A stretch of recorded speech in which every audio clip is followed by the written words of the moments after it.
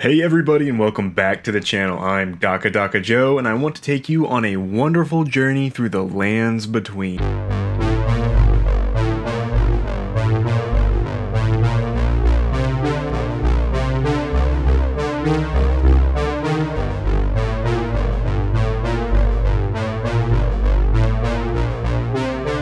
The past few months, and I finally made it through my first playthrough. I wanted to cover some of the tips and tricks I picked up along the way, maybe if you were getting the game late or just getting it on sale, whatever the case is. Basically, this will be covering things from the start of the character screen all the way till you make it to the Round Table Hold, which is your base of operations. There is going to be a lot of trekking to get to that point, and Elden Ring really focuses on you exploring and experiencing the lands in between. These tips aren't necessarily the most effective tactics available, but they will definitely get you where you're going versus you just running straight in. For this entire tip video, I'll be doing a follow-along character build that will help progress you through the main story as well as one of the endings. I'm not going to tell you which one. So play along and let's learn how to do this.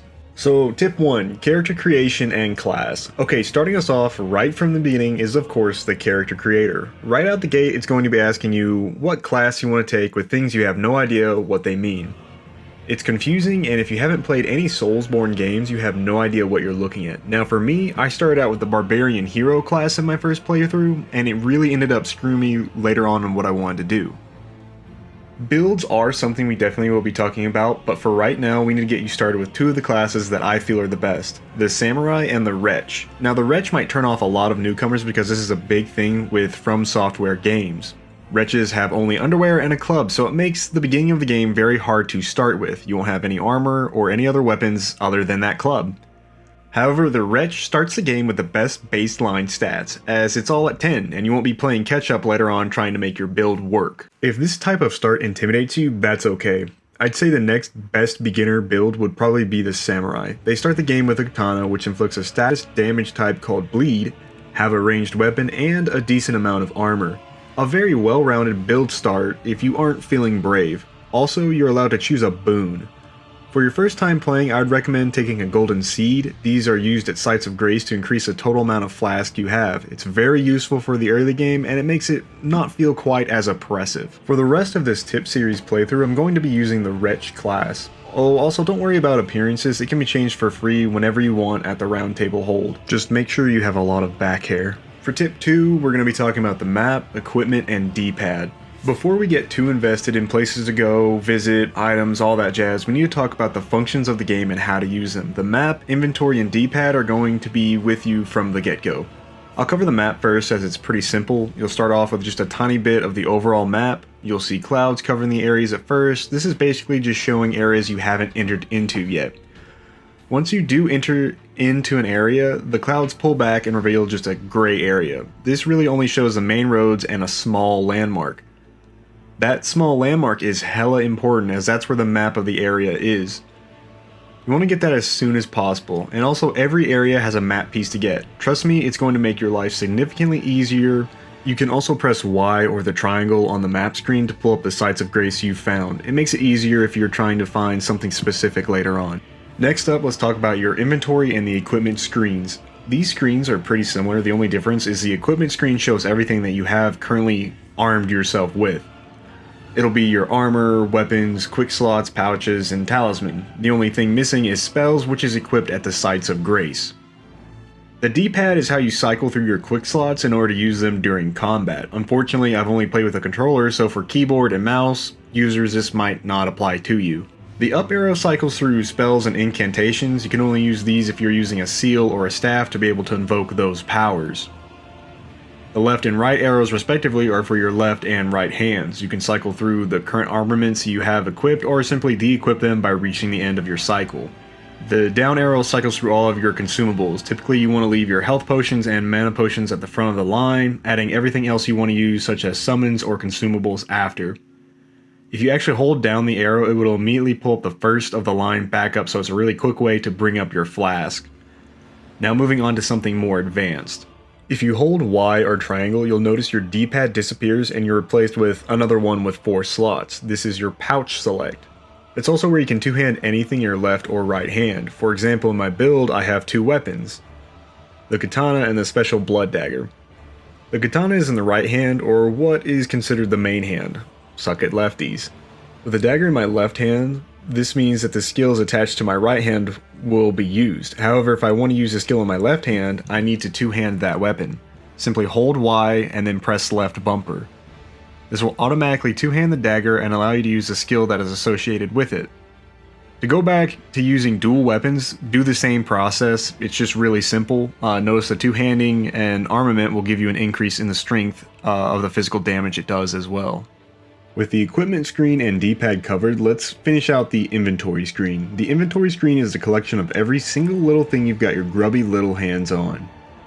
Now when you pick something up, it's important to take a note of the small little image you see in the top left corner. This image tells you exactly how it's going to be categorized in your inventory. Simply go to the corresponding image, change the order type by pressing the left stick, switch to order of acquisition, and scroll to the bottom. Boom, easy peasy, there it is.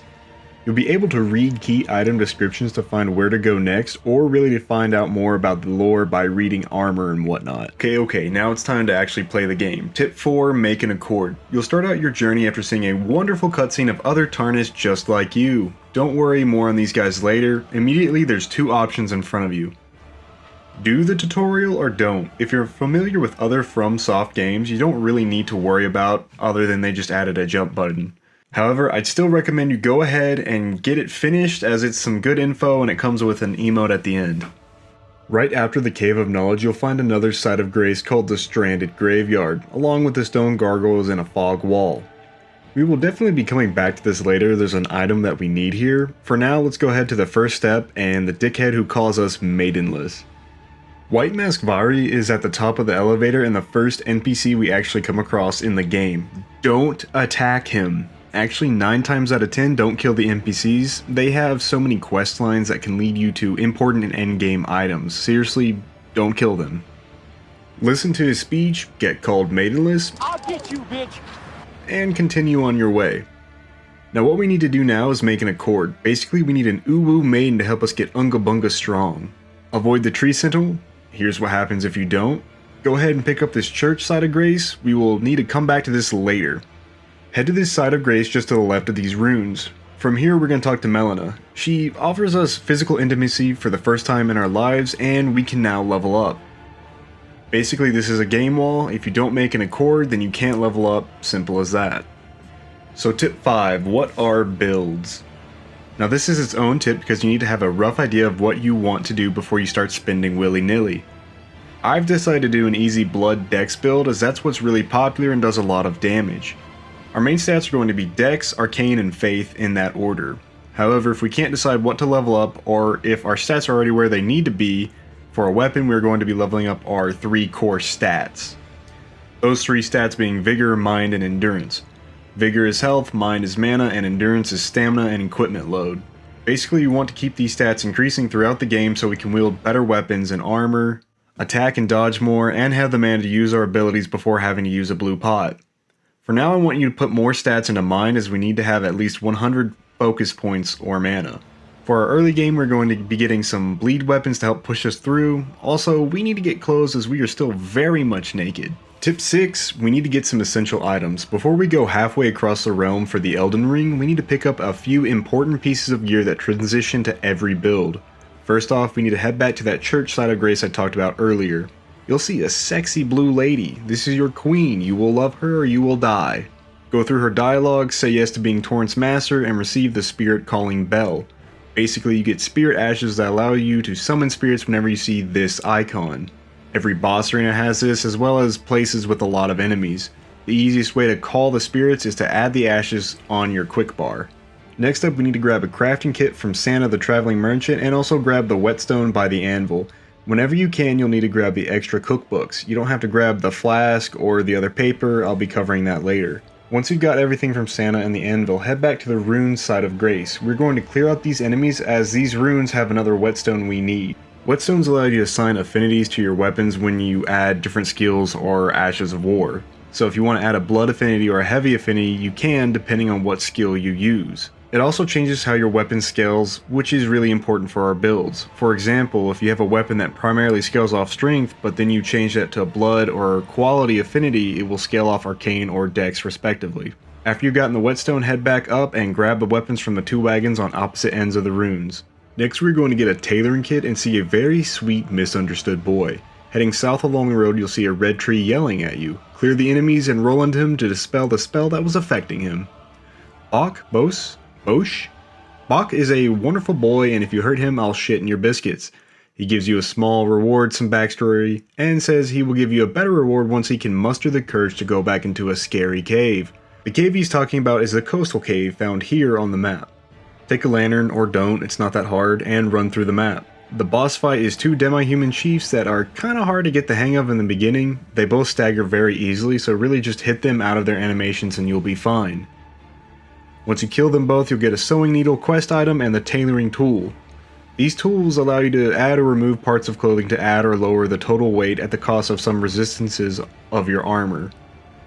For now it won't matter, but it's useful later on. Go ahead and give our sweet biscuit boy his needle to progress his quest for later.